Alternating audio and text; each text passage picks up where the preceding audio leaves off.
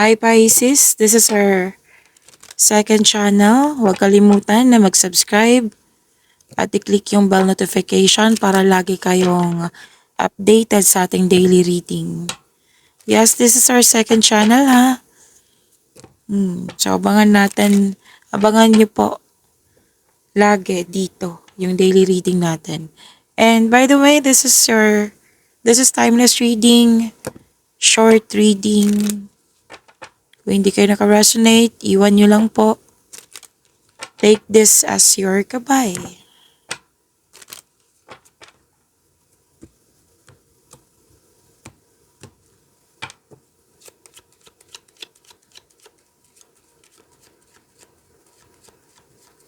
Para po kay Pisces. Okay. Mabigat bang pakiramdam mo? Disappointed ka ba? Stress or nagkaroon ng anxiety? Huwag kayo mag-alala kasi may nakita kong recovery dito.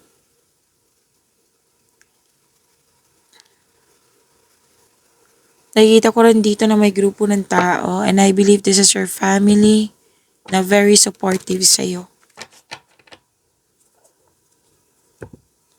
Nakikita ko rin dito na isusuko mo lahat yung worries mo kay God at humingi ka ng divine assistance. Kasi may nakita ko ditong spiritual growth and personal development. Nakikita ko dito na some of you nagkaroon ng time sa nature, nag-grounding, nag-meditate. So claim this recovery, Pisces.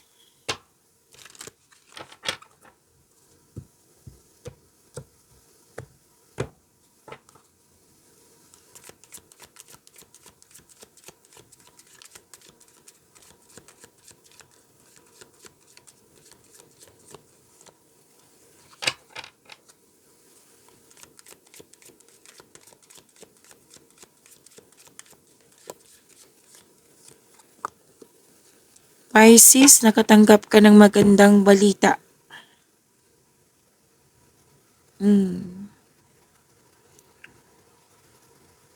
Nakatanggap ka ng magandang balita at may makilala kang mabubuting tao, masaya ka ngayon kasi nagkaroon ka ng tapat na kaibigan. May kausap ka dito pati sarili mo or bata pa sa'yo tungkol sa ambisyon sa buhay. Kung ibang tao to, maaring tutulungan mo siya.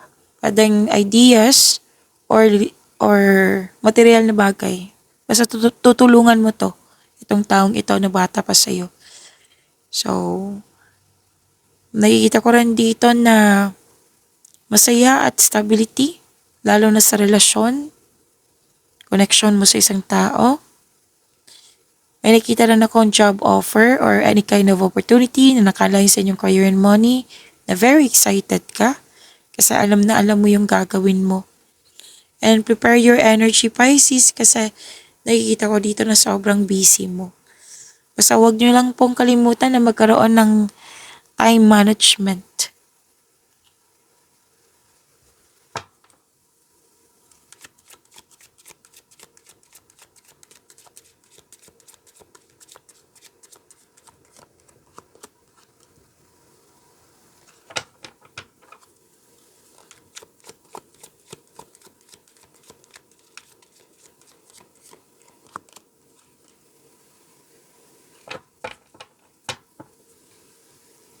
Okay,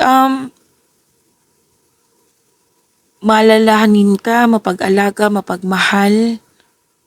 May nakita ko ditong energy ng isang mother figure na pwedeng nag-alaga sa'yo, sinamahan ka, or ikaw ito. Nakikita ko rin dito na marami kang naiisip na bagong ideas para sa ikakabuti na yung negosyo o trabaho at kaperahan. Some of you, enjoy kayo sa mga ginagawa nyo. Kasi nagbibigay ito lalo na't nagbibigay ito ng financial stability sa iyo.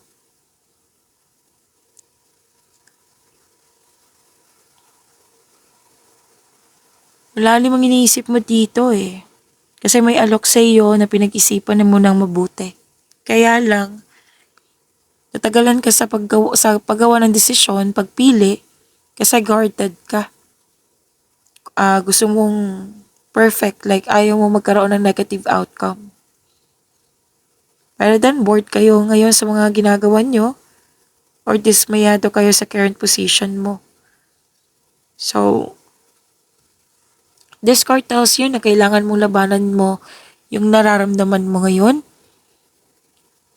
at alalahanin mo yung inspiration mo sa buhay para ma-motivate ka.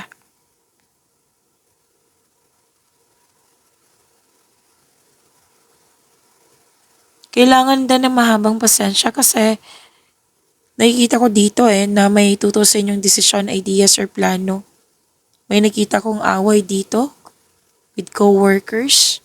Or nakikita ko talaga dito na hindi ka comfortable sa kung saan ka man ngayon. But this card tells you, you must process this kind of feelings, emotion. Na i-allow mo yung sarili mo na magkaroon ng healing.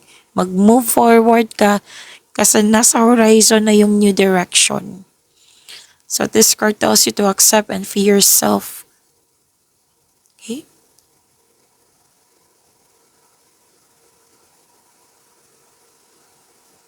Sa buhay pag-ibig, nakikita ko dito na some of you masaya, stable, and sa mga single, ideal type niyo po is romantic partner who is fun and outgoing, talkative, and ready to have adventures.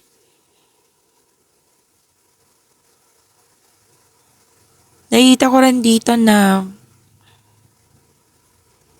nagkaroon ka ng time sa mga bata, sa mother figure, sa mother earth, or sa family. Inalagaan mo sila, nagkaroon ka ng time sa kanila.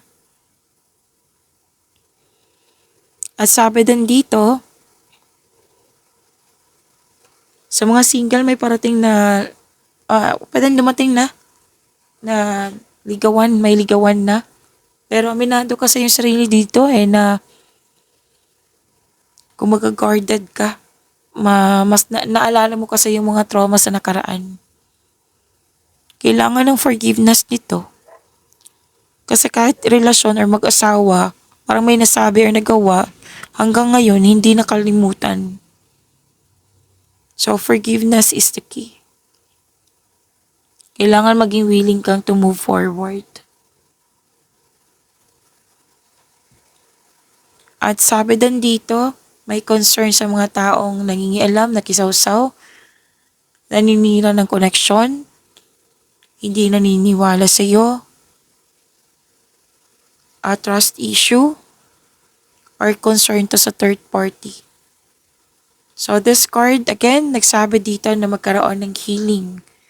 Move forward, accept the fact, and free yourself from this kind of emotion. Okay? So yan po. Huwag niyo kalimutan na mag-subscribe at i-click yung bell notification para updated po kayo lagi dito sa daily reading natin. So yan po. Maraming salamat.